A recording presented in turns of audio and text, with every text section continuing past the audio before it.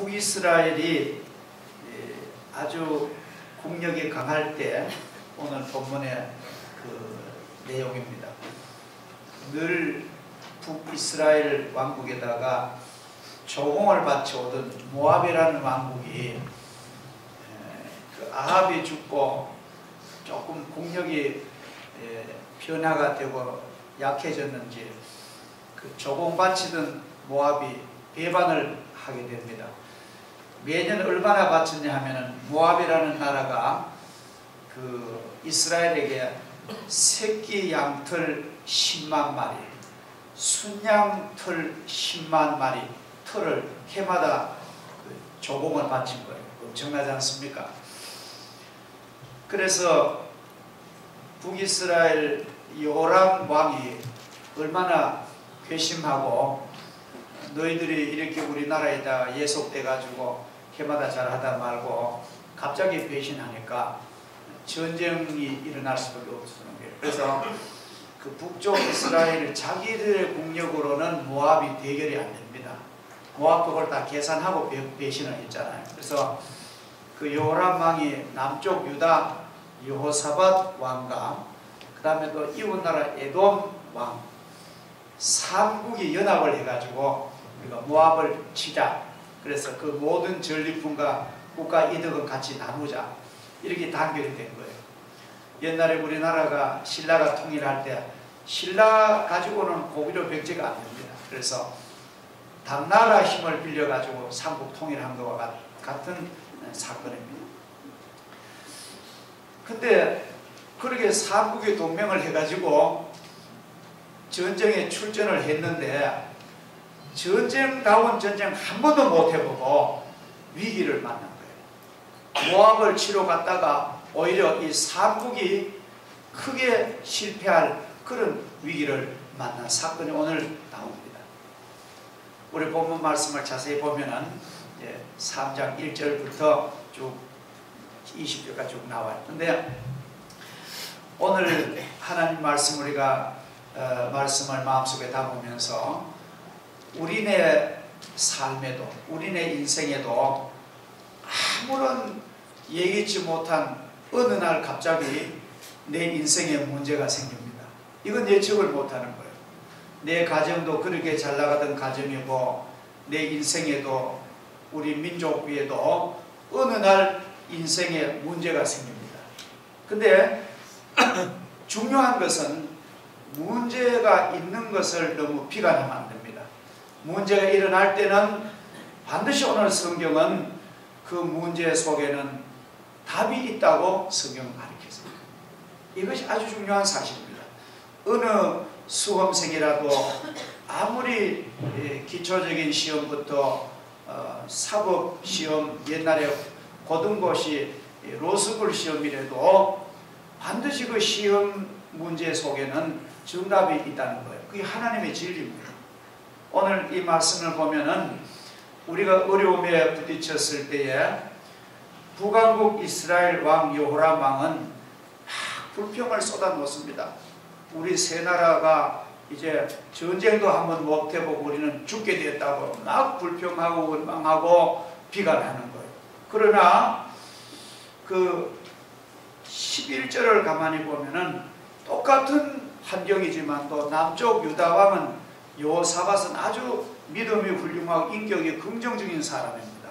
그런데 여호사밧은 뭘 하느냐 하면은 똑같은 환경에 불행한 환경에 빠졌는데도 여기 어디 하나님께 물을 만한 선지자가 없느냐.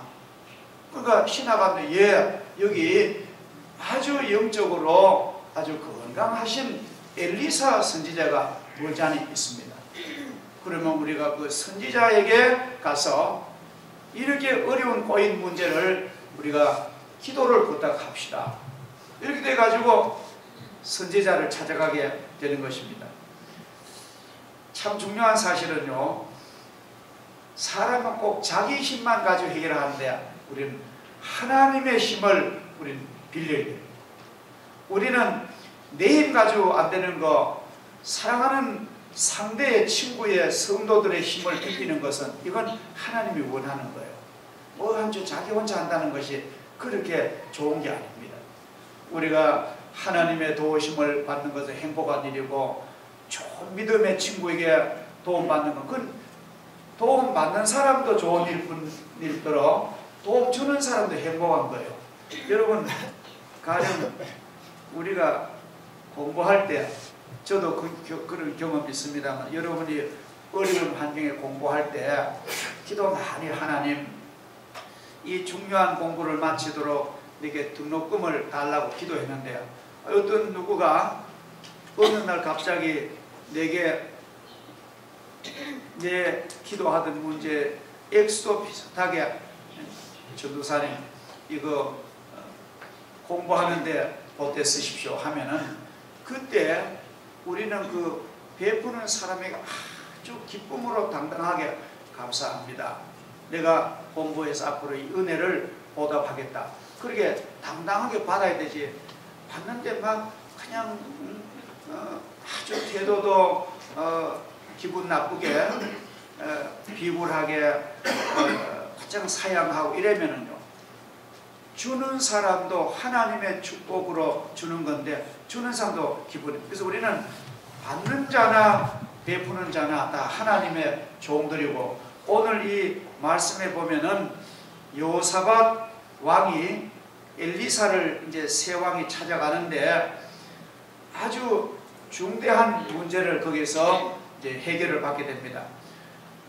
엘리사 선지자를 왕이 찾아가니까 엘리사 선지자가 그 요람 왕을 보고 아주 그만 불쾌해 겁니다. 왜냐하면 그 요람 왕의 아버지는 아합 임금이기 때문에 너무너무 우상을 섬기고 전국에 막 그 바알 우상, 아세라 우상을, 하나님의 제단을 다 폐지해버리고 그런 우상을 세웠으니까 나라가 망했잖아요. 그래서 뭐 3년 6개월 동안 가물고 나라가. 근데 그 아합이 죽고 요람 왕이 되니까 요람도 사실은 그 깨끗하게 그걸 정리를 못했습니다. 하나님을 믿는 왕으로서 경건하고 아름답게 살지 못하고 그의 행실을 보면은 그 우상 숭배하는 것을 다 버리지 못합니다. 그래서 엘리사가 대답을 합니다. 당신의 부친, 당신의 모친의 선지자들이 찾아가지 내한테 왜 왔느냐고. 말하자면 바알신 섬기는 그런 우상 선지자들이 가서 기도를 부탁하지 뭐하러 내한테 왔느냐고 막 이렇게 퉁명스럽게 말합니다. 우리가 혹시라도 신앙생활 할 때에 우리가 사랑하고 믿었던 주의 종들이나 신앙의 선배가 내게 감정적으로 친절하게 안 할지라도 우리는 그것 때문에 돌아설 필요는 없습니다. 그래서 그래도 여호람 왕이 비유가 좋습니다. 선지자님, 그런 거 다 지난날 거 다 잊어버리시고 우리에게 좀 하나님의 방법을, 은혜를 베풀어 달라 하니까 엘리사 선지자가 그럽니다. 내가 남쪽 유다 나라의 여호사밧의 낯을 봐서 내가 하나님께 기도하겠습니다. 그렇게 하는 거예요. 그 세 나라, 북왕국 이스라엘과 남왕국 유다와 에돔 세 나라 임금 가운데 여호사밧은 아주 하나님 앞에 정직하고 아주 훌륭한 왕이었어요. 내가 여호사밧의 안면을 봐서 내가 하나님 앞에 도움을 내가 요청하겠다. 그러고는 엘리사가 그 기도한 후에 이런 부탁을 합니다. 검은고를 타는 사람을 불러오라. 검은고를 가지고. 그렇게 위기가, 전쟁 중에 새 왕이 시간에서 찾아오고 지금 한시가 급한데요. 그 전쟁의 와중에 검은고를 편하게 탈 시간이 어디 있습니까? 도저히 이해가 안 되는데 선지자가 검은고와 그 연주하는 사람을 부르라는 거예요. 그리고 연주를 하라는 거예요. 이게 무슨 뜻이냐 하면은, 여러분, 검은고라는 악기는 그 줄로 나는 악기잖아요. 그죠? 그래서 검은고는 줄을 연결해서 이 치는 그런 현악기입니다. 그건 뭐냐 하면은, 지금 북왕국 이스라엘이 하나님과의 연결이 되어 있느냐, 그거를 오늘 선지자가 진단하는 것입니다. 현이란 말은 나와 너 사이에, 나와 하나님과의 관계에 줄이 좋은 줄로, 아름다운 줄로, 팽팽한 줄로 잘 연결되어 있느냐, 아니면 끊어졌느냐, 아니면 줄은 있는데 아주 이거 뭐 곧 다 떨어질 만한 그런 믿음으로 사느냐. 지금 이것을 그 왕의 심령을 진단합니다. 그리고 또 이 검은고라는 것은요, 참 이 악기는 물론 기타도 마찬가지입니다만도 이걸 줄을, 이 현악기를 잘 조율을 해야 됩니다. 이 조이기도 하고 풀어주기도 하고 아주 조율을 잘 해야만 정상 음이 나오는데, 우리가 하나님의 손에 우리가 조율을 받으라는 것입니다. 우리 마음이 거칠고 우리 마음이 장로님 기도하신 대로 우리가 한 주간에 우리의 삶이 얼마나 힘듭니까? 고단합니까? 얼마나 허물이 많고 지은 죄가 많은데, 이런 내 영혼의 검은고 내 가슴을 주님의 피 묻은 손으로 조정을 받고 잘 치료를 받은 후에 이 전쟁이 승리한다는 것입니다. 다시 말씀드리면 우리 인생의 문제는 바로 우리가 하나님께 힘을 얻으면 그 문제는 충분히 헤쳐나갈 수 있다는 것이 오늘 하나님 말씀의 내용인 것입니다. 자, 우리가 문제의 해결책은 멀리 있지 않습니다. 지금 그 자리에서 다시 믿음으로 시작하면은 하나님께서 우리에게 반드시 중요한 길을 열어주십니다. 엘리사가 지시한 대로 검은고를 가져와서 잘 연주하니 하나님의 응답이 왔는데, 그 전쟁하는 아군들이 있는 골짜기에 깊이 개천을 파라둔 것입니다. 마실 물이 없어가지고 뭐 군인들도 목이 마르고 짐승들 말들도 목이 마르는데, 하나님의 선지자가 지금 그 아군이 주둔하는 그 야전 전쟁터에 개천에 깊은 개천을 파라고. 그러니까 막 병사들 동원해가지고 막 물을 파니까요, 물이 펑펑 솟아 나왔습니다. 그래서 물이 얼마나 많이 나왔는지 모든 군인들 다 마시고 짐승들 다 마시고 건강을 얻어서 그 전쟁에 승리하고 모압의 모든 악한 모압을 징벌하고 평정한 그런 아주 전쟁에 승리한 기록이 오늘 내용인 것입니다. 근데 오늘 성경 보면은 선지자가 그 개천에 땅을 파라하기 전에는요, 아주 메마른 골짜기였습니다. 물 한 방울 날 것 같지 않는 그런 바싹 마른 그런 겨울이었습니다. 여러분 요사이도 가보면은 막 이 과거에는 하천은 하천인데 물이 바짝 마른 그 하천 볼 수 있죠. 그런 하천에 막 깊이 파란 거예요. 그러니까 어떤 사람들은 막 불평할 것입니다. 물 한 방울 없는 메마른 건조한 땅에 군인들만 예먹도록 하지 말라고 했지만도 하나님께서는 선지를 통해서 그 우물 깊은 곳의 지하에 물을 준비한 것입니다. 자, 우리들도 그래요. 우리의 현실이 메마른 것 같습니다. 여러 가지 뭐 메마르고 어려운 문제가 중첩되지만도 이럴 때에 우리는 하나님의 손에 내 영혼을 조율받고 하나님과 관계가 내가 정상적으로 연결이 잘 되면요, 하나님이 우리가 사는 이 땅 밑에 놀라운 하나님의 축복을 준비하고 계신다는 것입니다. 우리가 그 파기만 하면은 하나님은 엄청난 축복을 하나님이 베풀어 주십니다.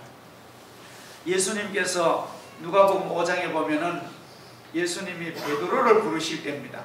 시몬 베드로를 부르실 때인데, 시몬이 아주 유능한 어부입니다. 갈릴리 바닷가에서 자라고 아주 뼈와 근육이 든든한 그런 전형적인 전문가 어부입니다. 갈릴리 바다는 아주 완전히 아는 그런 고기 종류며 계절이며 모든 그 다 아는 그런 베드로인데, 베드로가 지난 밤에는 밤새도록 고기를 잡았는데 한 마리도 못 잡아요. 완전히 실패했습니다. 그래서 아침에 이른 아침에 어부들을 보면은 새벽에 고기를 잡더라고요. 낮에 고기를 안 잡고. 그래 아침에 이 해변에 와가지고 실망한 얼굴로 어깨가 축 처진 베드로가 그물을 챙기는 거예요. 집에 들어가면 자기 아내와 가족들이 있는데 고기를 잡아 돈을 벌어가지고 돈을 쥐고 들어가야 되는데 빈손으로 들어가는 남자가 얼마나 불행합니까? 그래서 실망하고 그물을 정리하는데 예수님께서 거기를 찾아오셨어요. 시몬아, 너가 실망하지 말고 다시 바다로 나가서 깊은 데 가서 그물을 한번 던져라. 얼마나 베드로 힘들겠습니까? 밤이 새도록 애썼지만도 하나도 못 잡은 그 시간에 또다시 가락하니까 얼마나 힘들겠어요. 전문가인 베드로가 볼 때는 예수님의 부탁은, 예수님은 고기 잡는 전문가는 아니잖아요. 근데 주님 말씀은 감사합니다만도 나 못하겠습니다. 그런 말 할 것 같은데 베드로 그런 사람 아니에요. 주님, 내가 밤이 새도록 그물을 던졌으나 한 마리도 못 잡았지만도 주님의 말씀에 내가 순종해서 한번 하겠습니다.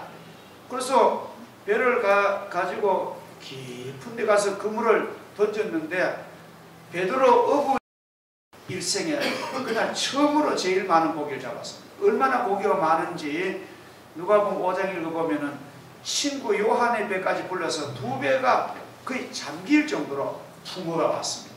그래서 예수님의 제자가 되는 결정적인 기회가 되잖아요. 우리가 살아가는 우리의 현실 삶에도 고기 없는 밤 같은 현실이 많습니다. 내게만 문제 있는 게 아니라 다른 사람들도 문제가 많아요.